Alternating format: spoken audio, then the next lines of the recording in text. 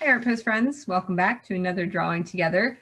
Today we're going to look at a small bird that is local to our area here in Pennsylvania, central Pennsylvania. He's called a sandpiper, and you might see him if you go to one of the local state parks. Kind of dances around near the water. We're going to go through sketching the basic shapes of a sandpiper today. And I just want to encourage you to go outside or to look outside from where you sit at your window and just notice things that are around you and what's available to sketch. There is always something new, something changing. And when you look up at the clouds, there's a new movie playing every single day. So I encourage you to do all those things. And for today, all you'll need is a pencil, and we're going to walk through sketching this sandpiper together. The first thing we're going to do is draw a rather egg-shaped body. And this guy has a pretty simple outline. So let's sketch his egg-shaped body here together.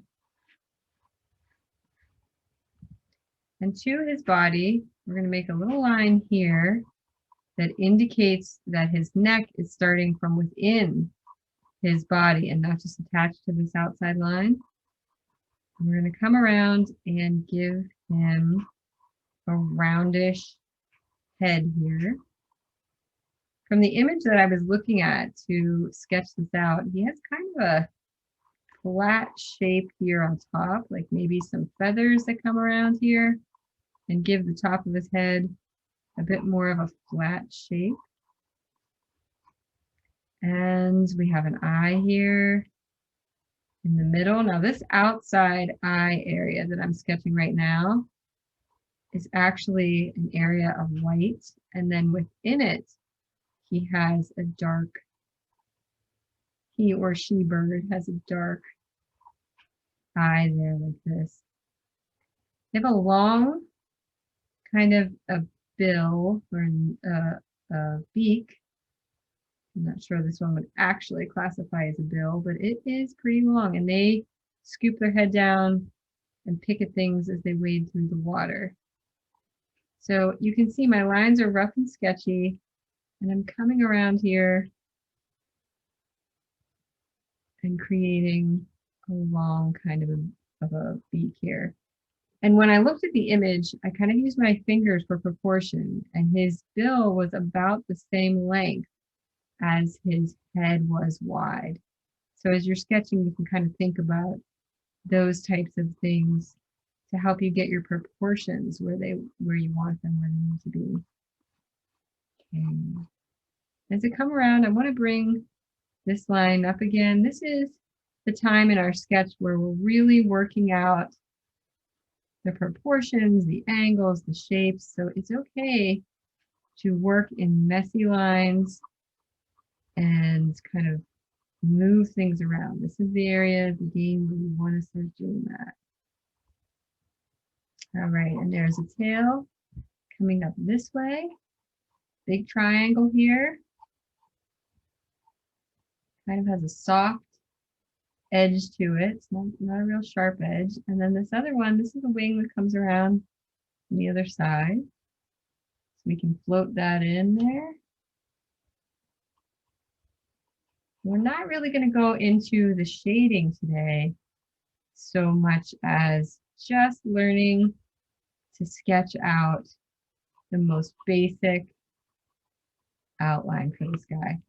And right around here, down here at the bottom, let's make an indication where his leg might be submerged. You know, say this is the surface of the water. Let's kind of play with that idea and make an indication that his leg goes into the water right about there. And then I'm looking at my image somewhere right around here, right about where this shape for the neck comes down. Right a little bit after that comes this other leg. And I'm paying attention to the bend in the leg on this one is up higher. And this one comes straight down over to here and angles down like so. And then here again, we're going into the surface of the water. And you can kind of indicate that with some deeper values. That's where the plane break happens, where he enters into the water. So very, very basic sketch, just the outline. And we can still play around with, maybe we want to make him a little more round here in the front. We'll be looking at another, image. If we were to take this farther to add the shading, we would look at another image, which can kind of start to indicate where he has some roundness. So just the most basic sketch. But this is our sandpaper in the water today.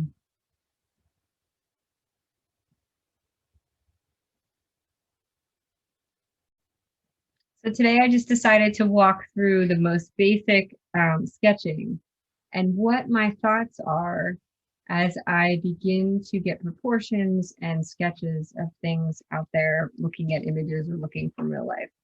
So that's how I think about things. I hope you enjoyed that. I hope it helps you kind of hear your own drawing inner speak and helps you begin your sketches as you're looking at something in terms of proportions and shape and how to create the effect of maybe stepping into water. Those are kind of the fun parts about today's drawing. So as always, thanks again for joining me, and we'll continue with more sketching again next time. Have a great week, everyone.